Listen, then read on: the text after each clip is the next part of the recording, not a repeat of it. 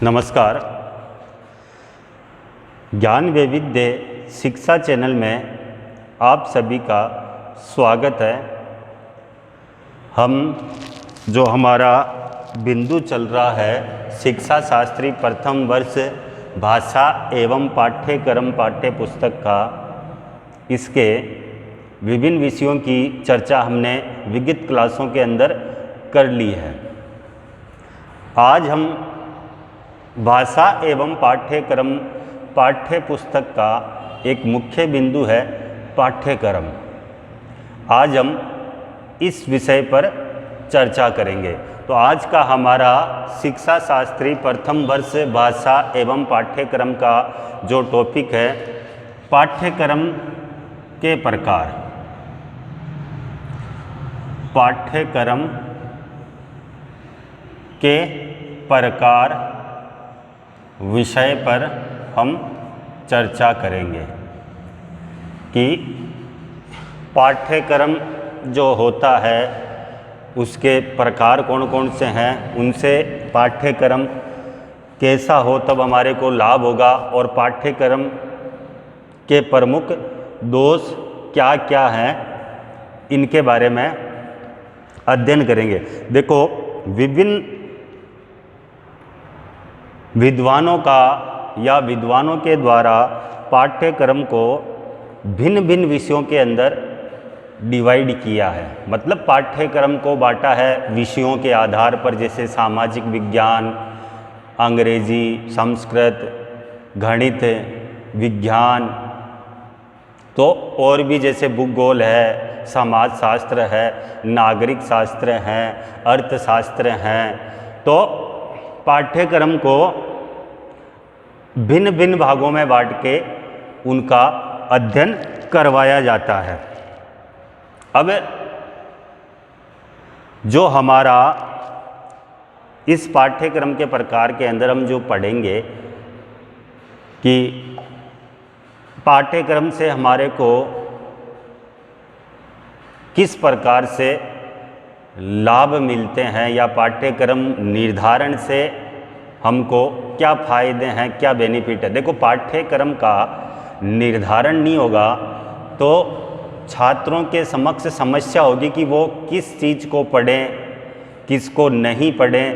तो किसी भी कक्षा का एक निश्चित पाठ्यक्रम होगा तो छात्र उसी पाठ्यक्रम को पढ़ेंगे, अन्यथा छात्र को अध्ययन करने में अनेक सारी कठिनाइयों का सामना करना पड़ेगा। इसी के लिए एक दार्शनिक हुए हैं भाटिया व नारंग। ये प्रसिद्ध शिक्षा के दार्शनिक हैं जिन्होंने पाठ्यक्रम को परिभाषित किया है। इन्होंने कहा है कि परंपरागत विधि पाठ्यक्रम को अलग अलग विषयों के समूह के रूप में मानती है, जिन्हें छात्रों को पढ़ना पड़ता है, वो पाठ्यक्रम कहलाता है।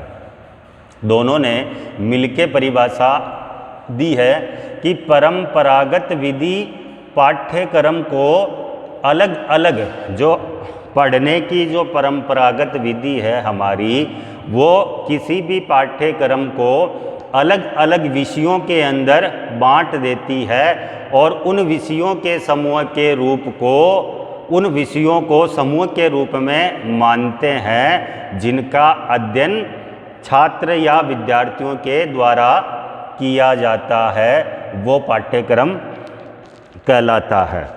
अब हमारा जो पाठ्यक्रम का प्रकार है उसके अंदर पहला जो बिंदु है विषय केंद्रित पाठ्यक्रम।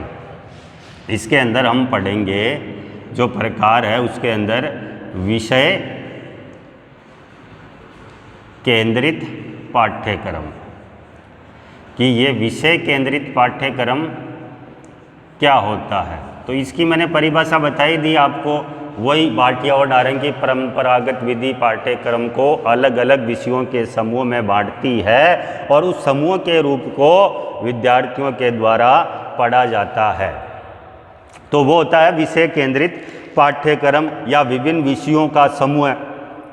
भाई एक क्लास ले ली, उसमें बहुत सारे विषय चलते हैं जिनका पाठ्यक्रम निश्चित होता है। तो विभिन्न विषयों का समूह जो बालकों को पढ़ना पड़ता है, इसके द्वारा छात्रों का बौद्धिक और मानसिक विकास होता है, वो होता है विषय केंद्रित पाठ्यक्रम।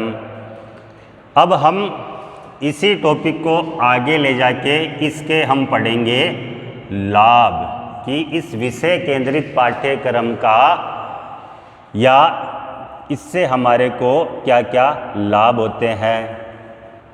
तो इससे जो पहला लाभ होता है वो होता है व्यवस्थित ज्ञान, कि विषय केंद्रित पाठ्यक्रम से होने वाले लाभ में पहला लाभ है व्यवस्थित ज्ञान। व्यवस्थित ज्ञान का मतलब कि व्यवस्थित व क्रमबद्ध ज्ञान दिया जाता है। कब? जब पाठ्यक्रम का निर्धारण होता है, कि आपको व्यवस्थित और क्रमबद्ध ज्ञान दिया जाएगा। आपका जो पाठ्यक्रम अगर निश्चित है तो उस पाठ्यक्रम को व्यवस्थित रूप से हम अध्ययन कर सकते हैं, क्रमबद्ध रूप से हम अध्ययन कर सकते हैं, सरल से कठिन की ओर जाते हैं अगर पाठ्यक्रम का निर्धारण होता है, तो जिसे बालक आसानी से समझ सकता है और ग्रहण कर सकता है। तो अगर विषय केंद्रित पाठ्यक्रम होगा तो छात्र को व्यवस्थित ज्ञान मिलेगा, जिसे छात्र आसानी से समझ सकता है और उस पाठ्यक्रम के अंदर लिखी हुई बातों को ग्रहण कर सकता है। दूसरा है मूल्यांकन करने में सरलता। मूल्यांकन करने में सरलता। अगर व्यवस्थित पाठ्यक्रम होगा तो मूल्यांकन जो होता है छात्रों का वो अच्छे से होगा। भाई छात्रों ने क्या पढ़ा, अगर हमको उसका मूल्यांकन करना है तो उसके लिए व्यवस्थित पाठ्यक्रम होना चाहिए। छात्रों की व्यवस्थित मूल्यांकन के अंदर छात्रों की उपलब्धियों की जांच की जाती है, कि छात्रों ने क्या सीखा या क्या नहीं सीखा। तो विद्यार्थी या छात्रों की उपलब्धियों की जांच करना आसान हो जाता है, किससे? व्यवस्थित पाठ्यक्रम से। इसके बाद में तीसरा लाभ परिवर्तन में सरलता। परिवर्तन में सरलता। देखो अब किस प्रकार से परिवर्तन में, देखो जिस समाज में या जिस देश में हम निवास करते हैं इसके अंदर बहुत सारी घटनाएं घटित होती रहती है समय समय पर। और अगर हम भारत की बात करें तो भारत तो अनेकताओं में एकता वाला देश है। तो जिस समाज या जिस संस्कृति में हम निवास करते हैं वह परिवर्तनशील है, यहाँ पर बदलाव होते रहते हैं। तो परिस्थितियों के आधार पर, कि जिस प्रकार की परिस्थितियाँ हों उस प्रकार से पाठ्यक्रम या उस परिस्थिति के अनुकूल शिक्षण की विधियाँ, शिक्षण की सामग्री या शिक्षण की पद्धति, तो आधार पर शिक्षण उद्देश्यों में परिवर्तनशीलता आती रहती है। पाठ्यक्रम बदलता रहता है, समय समय पर उसमें बदलाव होते रहते हैं। तो पाठ्यक्रम का अगर निर्धारण होता है तो परिवर्तन में आसानी या सरलता आ जाती है। अब इसके बाद में चौथा लाभ होता है बौद्धिक विकास में सहायक। जो पाठ्यक्रम होता है वो बौद्धिक विकास में भी सहायक होता है।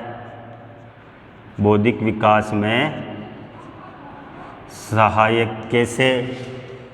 देखो छात्र विद्यालय के अंदर अध्ययन करने इसीलिए आता है कि उसको ज्ञान की प्राप्ति हो। तो छात्र ज्ञान प्राप्त करने और समझने की प्रक्रिया को सरलता से समझ सकता है, उसकी बुद्धि का विकास हो सकता है। कब होगा? जब पाठ्यक्रम का निर्धारण होगा। इसके बाद पांचवा लाभ होता है वर्गीकरण करने और समझने में सरलता। देखो, वर्गीकरण करने व समझने में सरलता, ये भी कब संभव है? जैसे पाठ्य वस्तु पहले से निश्चित होती है। भाई, जो भी पाठ्यक्रम होता है वो पहले से ही निश्चित होता है कि यही हमको इस क्लास के अंदर अध्ययन करना है। ये तो है ही नहीं कि तुरंत पाठ्यक्रम बनाया जाता है।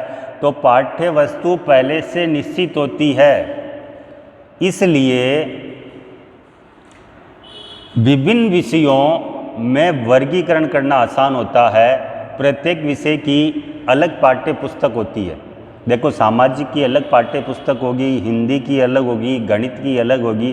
प्रत्येक विषय की देखो अलग से एक पाठ्य पुस्तक होती है जिससे आसानी से समझा जा सकता है। उनका वर्गीकरण मतलब पाठ्य वस्तु को अलग अलग विषयों में बांट दिया जाता है पाठ्यक्रम के अनुसार। तो वर्गीकरण व समझने में आसानी होती है। मानव व्यवहार में सुधार लाने में भी सहायक है ये। कौन? पाठ्यक्रम मानव व्यवहार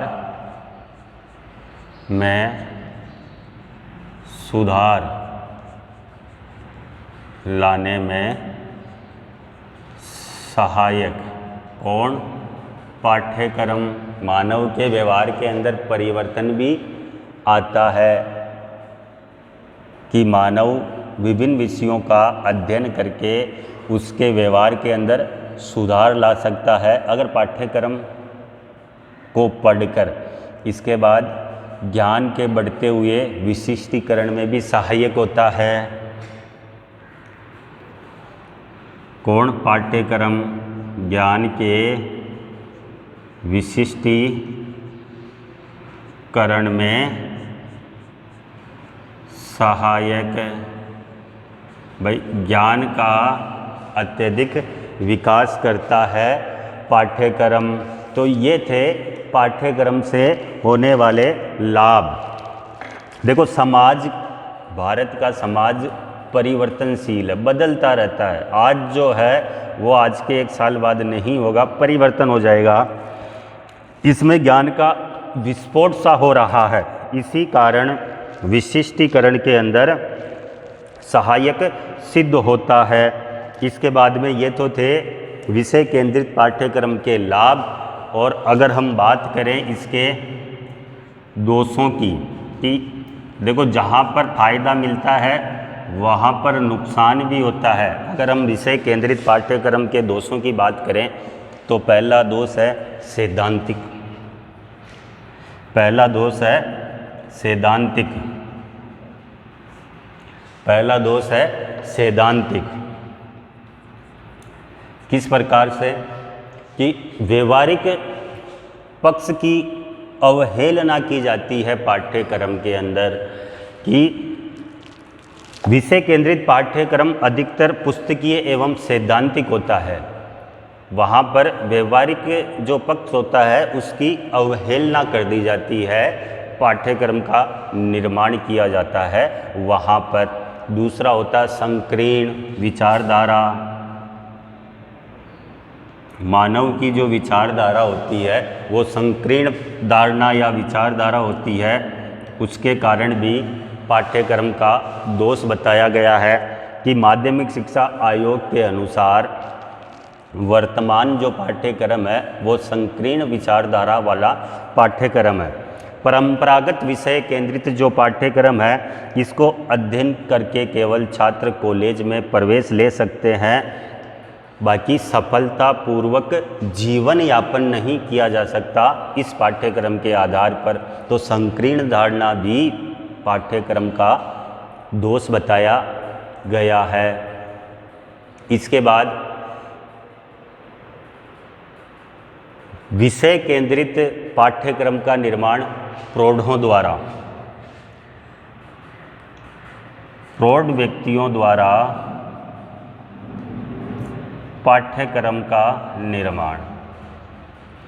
देखो, अभी आधुनिक युग जो है वो युवाओं का युग है, और जो पाठ्यक्रम निर्माण करवाते हैं इसमें एज में ज़्यादा जो व्यक्ति होते हैं उनसे पाठ्यक्रम का निर्माण करवाया जाता है, तो वो उन्हीं के अनुकूल पाठ्यक्रम का निर्माण करते हैं। तो ये भी इसका प्रमुख दोष है, अमनोवैज्ञानिक।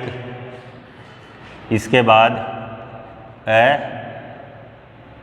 मनोवैज्ञानिक,